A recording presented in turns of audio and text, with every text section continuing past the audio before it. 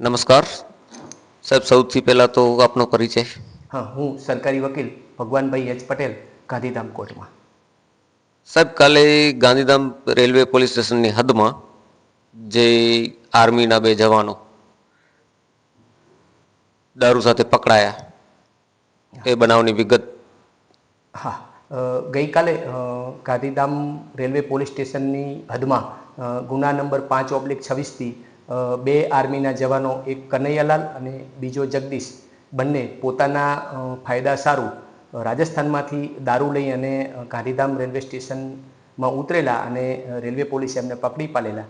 ત્યારબાદ એમને નામદાર કોર્ટમાં રજૂ કરેલા. એમના વકીલોએ એમને જામીન ઉપર મુક્ત થવા માટેની રજૂઆત કરેલી અને કહેલું કે અમે સરકારી કર્મચારીઓ છીએ અને અમારો પ્રથમ ગુનો છે. ત્યારબાદ આ આરોપીઓને અમોએ સરકાર વતી રજૂઆત કરી અને તેમને જામીન ઉપર જો મુક્ત કરવામાં આવે તો સરકારી માણસોને કાયદો, ગુજરાતમાં દારૂનો કાયદો એ સખત કાયદો ઘડવામાં આવ્યો છે. સજાની જોગવાઈઓ વધારવામાં આવી છે અને આવા વ્યક્તિઓને જો જામીન ઉપર મુક્ત કરવામાં આવે તો આ કાયદાનો કોઈ અર્થ ના રહે અને એની પણ સમાજમાં વિપરીત અસર પડે. માટે સરકારી નોકરી કરતા હોય અને એવા લોકો જ કાયદાના રક્ષક જ કાયદાના પક્ષક બને, માટે સખત વાંધો લીધેલો અને બંને વ્યક્તિઓને એમના જેમની જામીન અરજી મૂકેલી, જામીન અરજી રદ કરીને એમને બંનેને જેલ ભેગા કરેલા.